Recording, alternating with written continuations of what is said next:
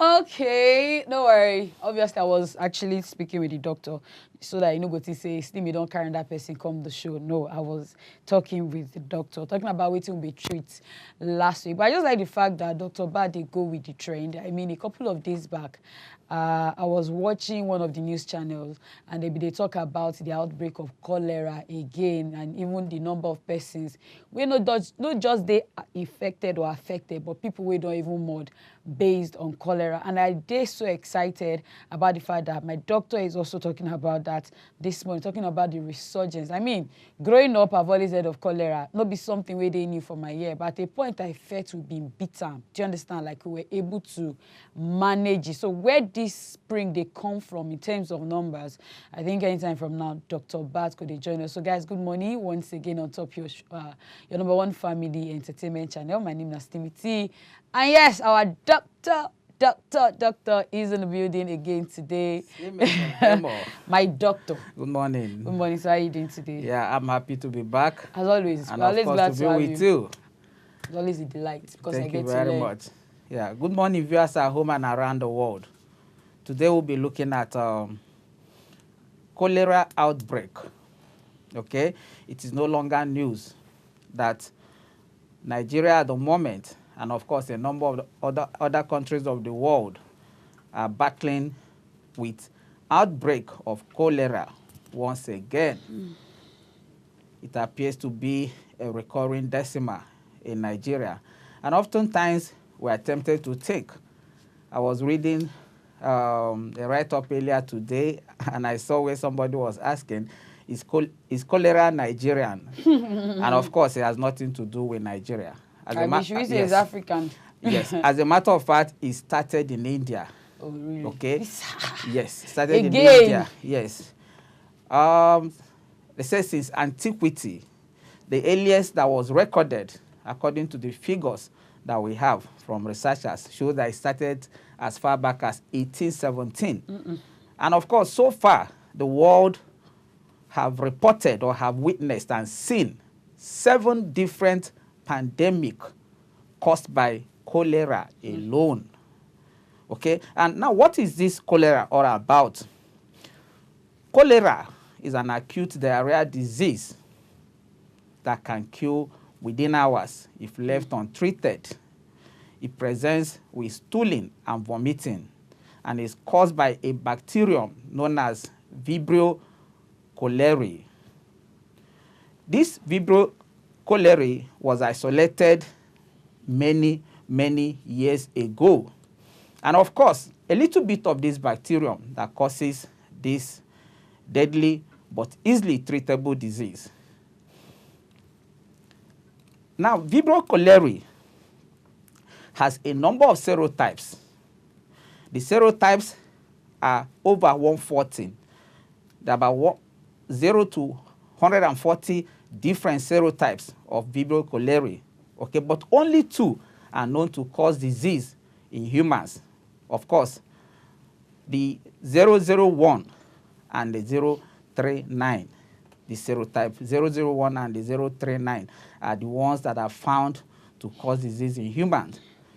And of course, these are the ones that produce cholera toxins that actually do the damage in the human cells. The other ones do not produce cholera toxins. And of course, they are not clinically significant. And again, I want to say that the latest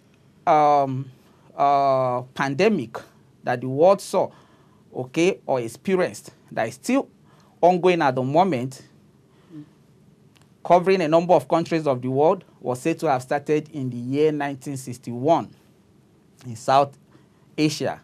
It came to Africa in 1971, in the Americas in 1991. And of course, over the years, a good number of countries are known to be endemic to cholera, meaning that they have cholera from time to time. Sometimes it could be seasonally related. Okay, so but we'll look at all of these things in the course of today's presentation. Now, how does one get infected with cholera? The source of infection is usually through the fecal-oral route, meaning when you have feces contaminating water or food sources, usually in a population. And of course, this can easily become an epidemic. Usually found in areas where people make use of, rural areas where people make use of the rivers, where they go to the river to wash. A good number of people may go there to do some other things. Some sewage system are channeled into the river. People oftentimes go also defecate into the river. So these are some of the avenues through which water sources can be contaminated by this toxigenic cholera that can actually kill within hours if left untreated. Some of the symptoms that it could present with, the commonest of them all, number one, it does present with vomiting. It presents with abdominal cramps, GIT symptoms. It can also present with cramps on the lower limbs. Sometimes people who are stooling and vomiting and having cramps on their lower limbs. These are some of the classical signs that one can see with cholera. And if not treated urgently, such an individual could come down with severe dehydration that could have far-reaching medical, or that can cause far-reaching medical challenges for such an individual. Okay, it could lead to depletion of fluids and electrolytes in the body, which can adversely affect the liver, adversely affect the kidney, precisely, and a good number of other organs. So, as a matter of fact, if it's not tackled urgently, for people who have severe cases, they can actually have multi-organ damage. But the first organ that is usually affected as a result of severe dehydration is the kidney. Okay. Now, such individuals will be losing fluids, electrolytes like potassium bicarbonate. Okay. Low potassium with certain hypokalemia and a good number of others. So if such an individual is not treated promptly, there could be danger. And of course, if someone gets infected, the incubation period could take as low as 5 to 12 hours to 5 days before the person will start manifesting symptoms. Okay? Having talked about the symptoms that can occur, okay? Now, I also would like us to look at avenues through which we can pick this in our environment. Number one, I've said contamination of food materials, usually found in places where we have poor sanitation, where we have not too good sewage systems. I talked about the fact that cholera caused about 7 different pandemics globally till death. But it's now a disease that is troubling some poorer countries of the world, countries that are having economic challenges. Okay? It is not that it is no longer found in developed countries of the world. It's found just only in sporadic cases, in a situation where someone could travel from that part of the world and probably get into an endemic, cholera endemic region and then take it back home. Okay, so beyond that, because of their improvement in their water treatment system, because of the improvement they've been able to make in their sewage treatment system, they've been able to eradicate cholera from their environment. But not so for a good number of third world countries that are still having challenges with sanitation and what have you.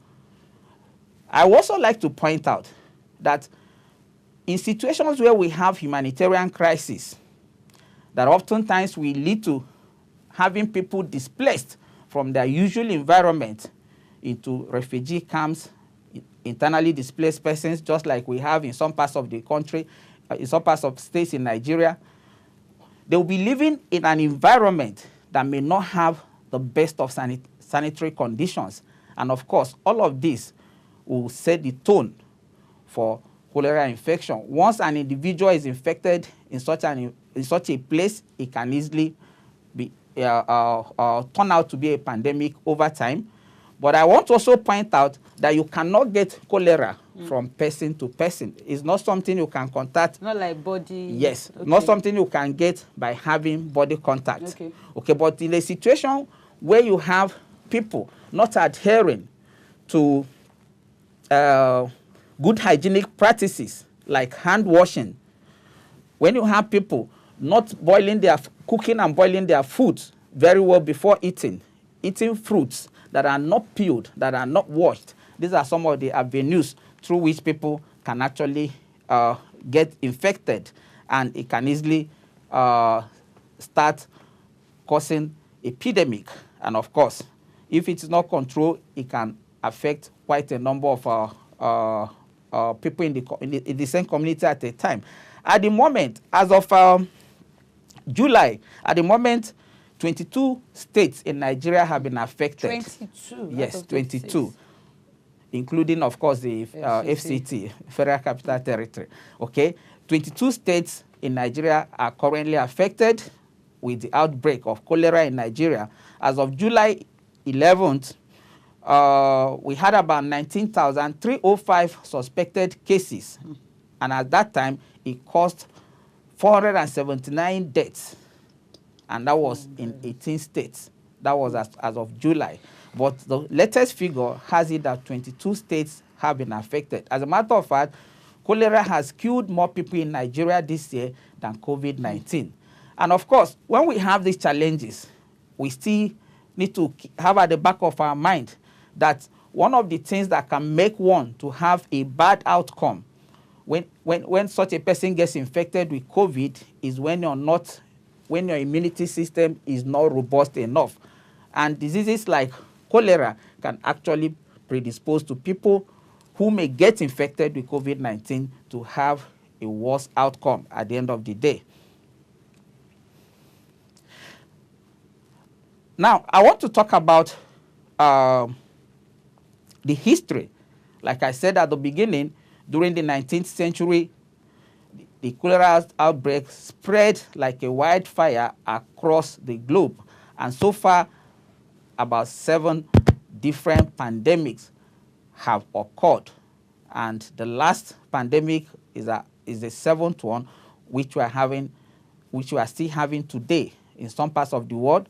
And a good number of countries are today known to be cholera endemic nations. Keep in mind that we could still have some sporadic cases occurring here and there, usually during some particular season, time of the year, okay? I've also pointed out that cholera epidemic is linked directly with poor sanitation, okay? So now you want to look at your environment. What are the things we're expected to do to ensure that we maintain good sanitary conditions? I will approach this from 2 areas. One, there are steps that the government needs to take. Of course, there is also the individual component of measures that we need to put in place as individuals that we do not expect the government to come and do for us as members of the population or the people who are led, okay? Which of course is the fact that we need to start practicing or ensuring that we maintain good sanitary conditions in and around our houses, our environment. Oftentimes you discover that people channel their sewage system into the gutter. And anytime rain falls, or anytime we have a heavy rain, a heavy downpour, and the whole place gets flooded, some of this flood will carry these organisms, these pathogenic organisms, oftentimes into some living homes. Some people, the flooding can sometimes get into our living homes. And these are some of the ways through this outbreak usually spread from one place to the other. Keep in mind too that people can travel from one point A to point B, okay? All right, from point A to point B, I think where we are now, we still there very much for point A because we never even reach anywhere for the show. But right about now, we need to go for a quick break. Dr. Barth and Slimmy, they come back. We cannot go anywhere. Doctor is still very much in the building. We say talk about the resurgence of cholera outbreaks and of course waiting we gas know waiting we gas do, because ignorance, the talk say no be excuse. The moment where you know, you go give you the opportunity to do some things, you know, will prevent you from getting cholera. So we open the phone lines right about now, so that if you don't get them before, like at least from one of the things I've been jotted down with Dr. Barth been talk, he did treatable. So as much as he did kill and as much as he don't kill over 500 persons or almost 500 persons for 19 states, you know, still they very much treatable. So if you've been treated and you got healed, I think it would be fine for you to share experience with us. And of course, if you want to know more about it, it's still they okay for you to call. So feel free to call those numbers where they on your screen, 08173147589, and of course 08105434984. Doctor, what more do we have to know? Thank you very much. Thank you very much. Yes, I will start from where you stopped. It's highly treatable and equally preventable disease. We do not have any reason to lose anybody to this. But when you're infected or you have a lot, any member of your family is infected, quick intervention is needed to save such a person's life. Suffice also for me to point out at this time that out of 10 people that may get infected with cholera, only one person may come down with severe disease. So 9 others may just have little or no symptoms or just mild disease. Okay, but for that person that may be affected, early intervention is needed. And the mainstay of treatment is usually fluid replacement. And of course, we can do that in the confines of our home when the person is not vomiting. But in a situation where the person is vomiting and cannot tolerate orally, you need to take such a person to the hospital as quickly as possible. Okay, but what can you do in the home front? We'll come back to that when we get to treatment. But just like she said, over 500 people. Now, to give a precise figure of the people that have been affected or that unfortunately have lost their lives this year to cholera in Nigeria, I said earlier today that it has killed more people than COVID has done, at least this year in Nigeria.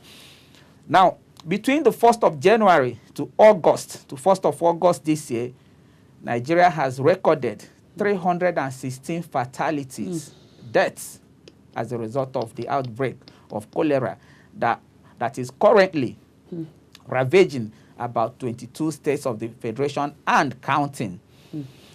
31,425 suspected cases have been recorded or reported. Out of those numbers, 311 have been confirmed in 22 states.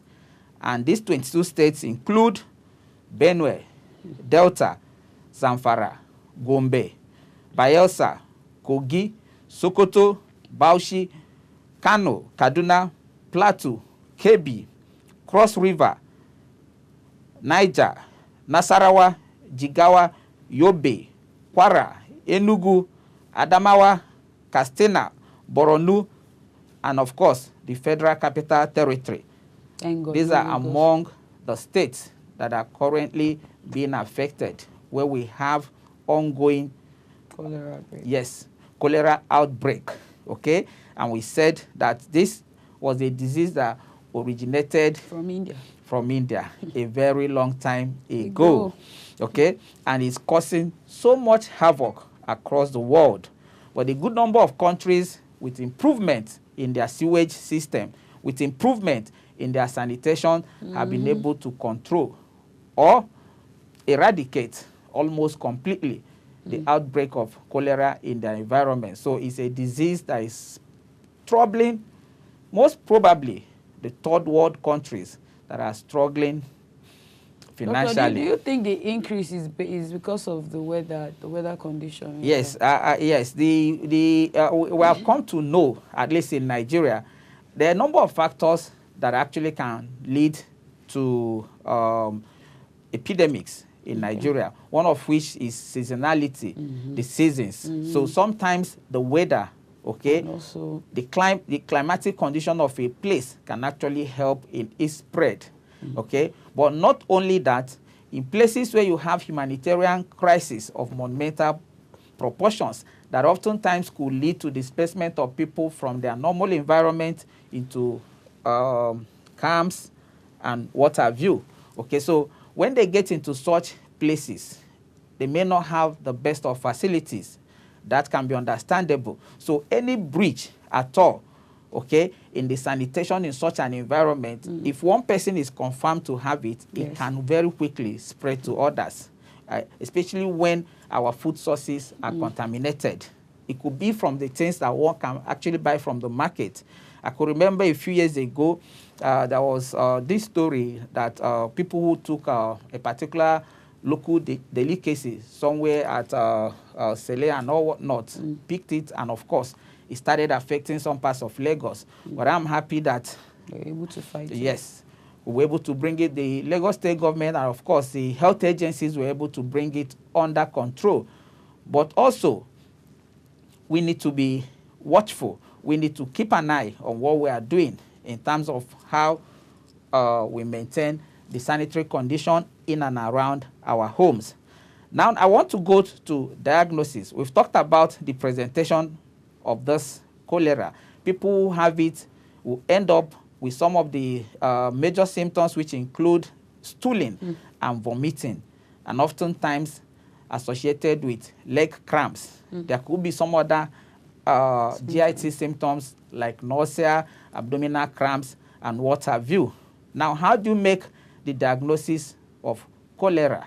Okay. Now, to make the diagnosis of cholera, you could use stool sample of such an individual, or you can also do a rectal swab. You know, in COVID, we are talking about oropharyngeal swab. This one now, the swab will have to be taken from the anus of such an individual. That is called a rectal swab. Okay, so apart from that, there are also, now these swabs that are taken will be sent to the lab, okay, where the stool culture can be done. Some years ago, we were sending samples. Okay, let's take Dele, doctor. Hello, Dele, good morning. Dele? Hello, Dele? It's gone. Okay, please call us back. Yes, so some years ago, we were sending samples from Nigeria to some other African countries to have this test done. But I can tell you, not anymore, okay? With the challenges that COVID threw upon us, we've been able to develop our health infrastructures, that some of these tests can be carried out, not just in one place, in a number of places in Nigeria. Nice. Okay, so we're also advancing, we're improving by the day, okay? And that is why we've been able to bring down the mortality rate that is associated with this simply treatable and preventable, but yet very virulent and deadly disease that can kill someone within hours. Okay, so apart from taking swabs that could be sent to the lab for PCR test and culture, there's also the rapid diagnostic test that can be done. When that is done, you will still need to have a confirmatory test done. So that's why you hear us talk about so number of suspected cases, and you still have a different figure for confirmed cases. Any environment where you have just one confirmed case, that can actually make, yes, that can actually cause epidemic. It could snowball into epidemic proportion within a space of few days. Okay, that is how fast that can spread. I've also said that it takes between 12 hours to 5 days for a person to show symptoms. And also, out of 10 people that may be infected, only about 1%, okay, may come down with severe disease. And if treatment is instituted on a good time, the fatality rate can be as low as below 1%, okay? But the challenge is that people die within hours before getting to the hospital. Okay, so I want to talk about the immediate things that we could do in your environment. If you have somebody who is having diarrhea disease, whether it be cholera or being caused by any other disease, the treatment is basically the same, okay? what you need to do is to keep in mind that what will benefit such an individual most is fluid replacement, which we refer to as rehydration in medicine. Rehydration, rehydration, rehydration. Now, how can you do that in your house? If you have a child who is stooling and vomiting, you can quickly do ORS, oral rehydration solution, which is a prepackaged containers or pouches of sugar and salt. We know them. Usually, some of them are flavored so that children will be able to tolerate them. Okay. Now, that can easily be done. What you need to do is to get a liter of water and then mix it. Get a clean bottled water or clean water, or boil your water. If you're in a place where you can't lay hands on bottled water, you can actually boil your water and allow it to cool down. Now, what is 1 liter? Now, for the benefit of those of us who may not be able to measure out 1 liter, 1 liter is when you put together 2 sachets of pure water. A sachet of pure water is roughly estimated to be about 500 mils. Okay, so if I have 500 mils plus 500 mils, that will be 1,000 mils, and that is a liter of water. So you just need to take equivalent of 2 sachets of pure water. Okay, I'm not asking you to use pure water. Even if you want to use, ensure that it is boiled. Okay, and then you allow it to cool down, because some of the sachets water that we have these days, you can't really trust them. And then you add a sachet of the sugar and salt solution, prepackaged. You cut it open and pour it into it, and then you shake it well and then keep. If it goes beyond 24 hours, you should discard whatever is left. It means it has expired. In terms of the volume that you can give to a child, an adult could take as much as 6 liters in a 24-hour period. That 6 liters will be equivalent to 12 sachets of pure water. That's the sugar and salt solution, ORS, that such a person will need to take. Now, for a child, you may need to use the weight of the child to calculate or have an idea of what you're going to give. Usually, we use 10, for a child that weighs 10 kilograms, okay, you just need to multiply 10, okay, by 10. So such a child will need about 1,000 mils. If the child weighs 25 kg, 25 times 10, such a child will need 250 mils per every episode of stool that the child passes. So if the child stools for 10 times in a day, you're going to give that particular volume for that number of times. Okay, that is the much you can do at home. But in a situation where you have such a person, an individual or a child vomiting, and then unable to take orally, you need to quickly take a person, such a person, to the hospital for treatment. When the person gets to the hospital, the mainstay of treatment, of course, is rehydration. Just like we said, such a person can be placed on intravenous infusions, IV fluid, to rehydrate such a person. Antibiotics also could be employed, okay, to limit. What antibiotics does is that it can limit the duration of the stooling, okay? Okay, Best from Abuja. Hello, Best. Hello, good morning. Good morning. Good morning, Mr. Today? Best. Fine. Okay, so you get questions for the doctor. I'm actually enjoying the program. I just want to Thank you say very thank much. you guys for bringing this topic for us this morning. Okay, Yeah, thank you very Thank much. you Please very hope much. you are staying safe, because from waiting Dr. Barth talk, even FCT no dey spared. Yeah. And that's Abuja. I know you are calling from Abuja. Yes. You know, sometimes in Abuja here, the tap water we normally use, sometimes, I don't know, but I don't know whether we should stop using tap water for cooking or if we still be using tap water for cooking, but maybe you will have to buy alum or... No, Yeah. not Sure, I think I'm going to ask. chlorinated water. Because I remember growing up, doctor. Yes. They tell you they'll throw alum. You can boil the water, because I agree with what he's saying. Sometimes the pipeline could have 1 or 2 leaks. So there are times you fetch and the you water see some can, things yes, inside. the water can get contaminated. So you still need to boil. That will be the safer option. Okay. Talking about, do you know alum? Yes, I know it. Does it work in purifying water? No, what it does, it causes the water to, the impurities in the water gets to settle. When you add it inside... So it's not like it kills germs and all that? No, I don't think it kills that. It causes the water to settle. Even if you sieve the water, okay, that can also help to remove some dirt. Okay, but the most important thing we will advise everybody to do is to boil your water. Boil it as much as you have the opportunity to do so. I do know that people who work in water treatment plant, one of the things they use in treating the water is chlorine. So the water is already chlorinated. That can also help to kill some of these waterborne diseases, not just Vibrio cholerae, okay, the pathogenic organism that causes cholera. Amos from Nasarawa. Amos, good morning. Good morning. How are you doing today? Good morning, Mr. Amos. I'm good. Good morning with the doctor in the house. Good morning. So pleased to have you on. I want to appreciate you for this educative program. Thank you very much. Health Matta, especially the issue you are discussing today on cholera. Yes. That has been a serious problem to us here in Nasarawa State. Yes. And I hope that with this education, the government agencies, our individuals and community leaders, and all of us will be able to take it to heart and practice so that we can live a healthy life. Thank you so much. Thank you very much, so much. Amos. Thank you so much. calling. Yeah, thank you very much. All right. Have a good day.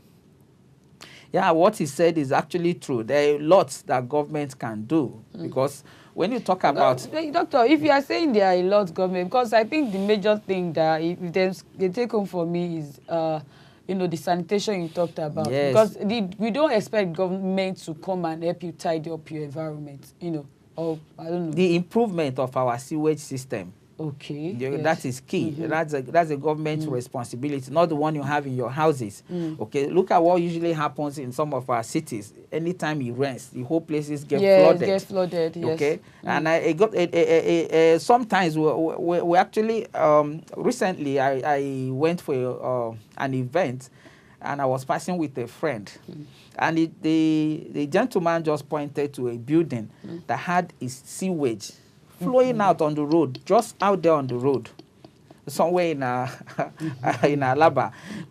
And the guy commented that look at what is going on here. And of course, he's not even a medical person, but he could identify that is a potential danger. Can you imagine if someone in that house has cholera? Everybody now, that's a family business. So when it rains, those things will be flooded into people. The flood will take it to places that you never can imagine. And that's the truth. And it can from get into somewhere people. They start before it spreads. And before you know it, we have an outbreak on our hands.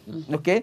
So some of the things that can be done too, I also want to point out that there is also there are vaccines too for cholera. I was almost asking. Yes, there are vaccines for cholera. The FDA approved a vaccine. There's one approved by the FDA in the US that is called Vascora. Do we have that in Nigeria, doctor? Because I'm hearing vaccine for cholera. Yes, we have vaccines for cholera in Nigeria. And of course, there are 3 others from the first one I mentioned. The FDA approved one called, with the trade name, Vascora. Okay, this can be given for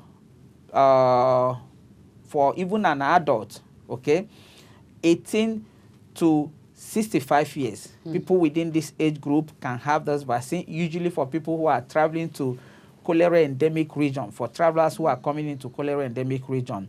We also have 3 pre-qualified vaccines from WHO. Okay, these are oral vaccine, oral cholera vaccine, OVC. Okay, the 3 pre-qualified ones from WHO, Dukoral, Shankor, and Uvicor. Okay, that's Uvicor Plus as well. I take that again. The 3 pre-qualified ones from WHO, Dukoral, Shankor, and Uvicor. Okay, now these vaccines can be given to even children.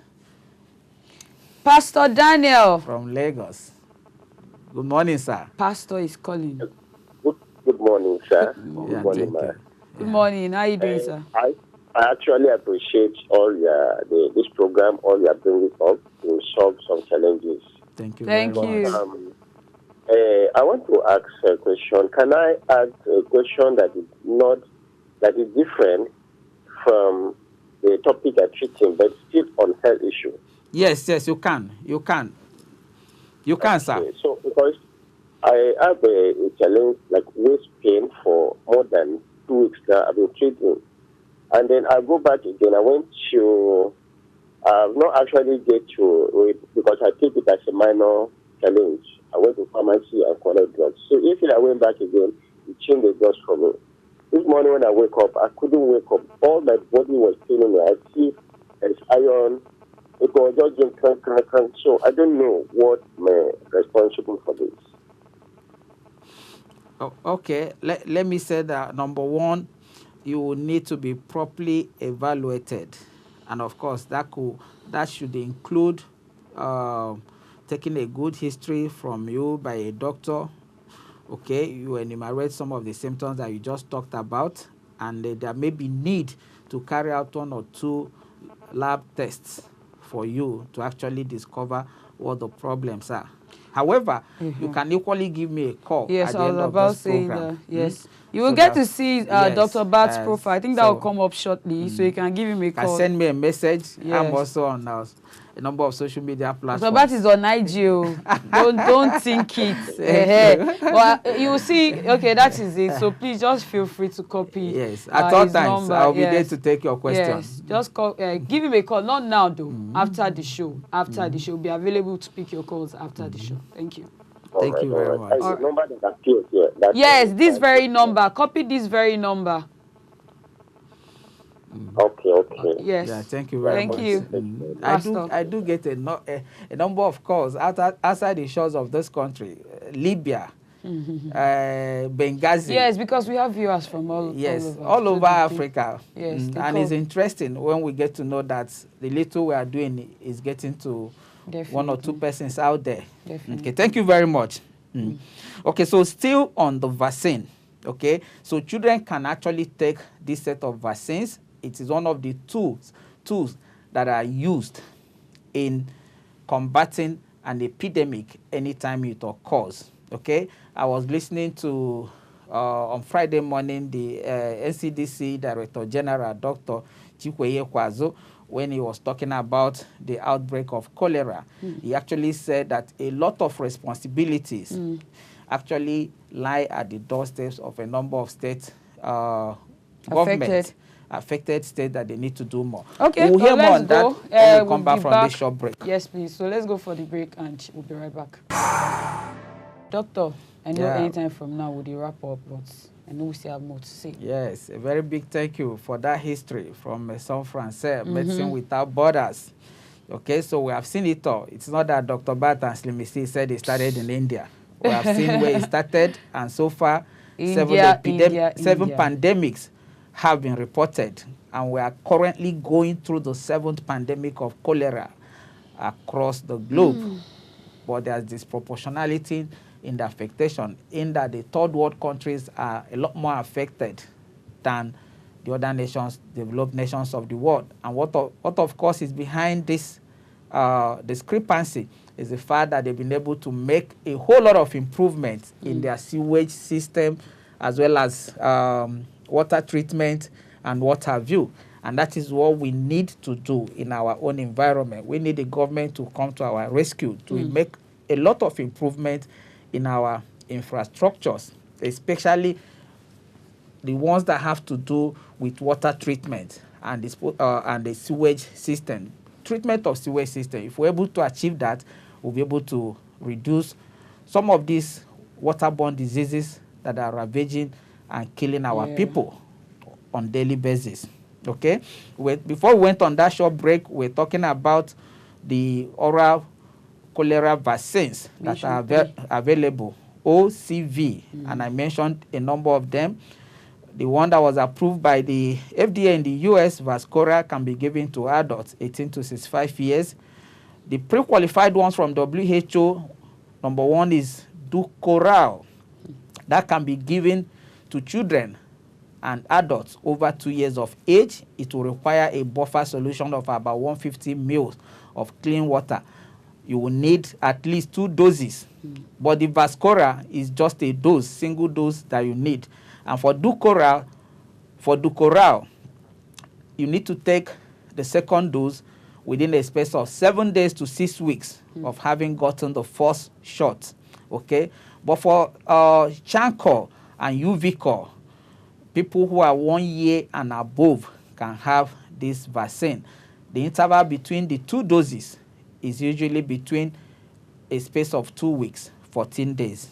Suffice also to point out that this vaccine do not confer 100% protection on anybody who has had it. Okay? So the most important thing that we all need to do is to keep maintaining good hygienic practices and good adequate sanitation in and around our houses, not just our homes. Environmental sanitation is equally key. Kayode from Lagos. Good morning, Kay. Hopefully he will be our last caller for today. Never can tell. Could say engage more. All right, good to have you on the show this morning. I know you've got questions for the doctor. Yes. Please feel free. Go on. Thank you. Please, doctor. Yes, my brother. What are the steps to be taken when you see the kind of health hazard as in your neighbor not minding their drainage? Okay. Diverting the drainage, the water coming from the main drainage to the back of the house, toward the front of your house. What are the steps you have to take? Because this is very dangerous and a health hazard. This the cholera we are talking about can break out from that type of Exactly. Now, what steps you can take is to, if you have such a situation playing out around you, you can write the health authorities to come and take a look. We are not in Banana Republic, okay? We are a community that is governed by some leaders, okay? So there are places you can go and then make such complaints, and they will come and ask such a person to do the appropriate thing and then properly channel the sewage so that it doesn't get to go into the gutter. Because when it rains, especially during rainy season, all of this will end up. All of this thing will end up in some other people's houses as a result of flooding. Let me also say this. It's important I point out this. In as much as I've said at the beginning that if 10 people get infected with cholera, only 1 person may come down with severe disease. The 9 others who may have gotten infected, regardless of the fact that they may not be presenting with any symptom, they can equally pass across the infection to others. So they will be able to shed it in their stool for as much as 10 days. Okay, so just imagine if such a person is defecating in areas where the person is also supposed to do so, that can actually cause epidemic. Doctor, you are going to continue next week? Yes. Or we are doing something new? Are we going to continue? Hopefully, so that we can. Anyways, I think let's leave them in suspense so they will know. Thank you guys. So we'll see you again next week. Bye. Thank you For joining us.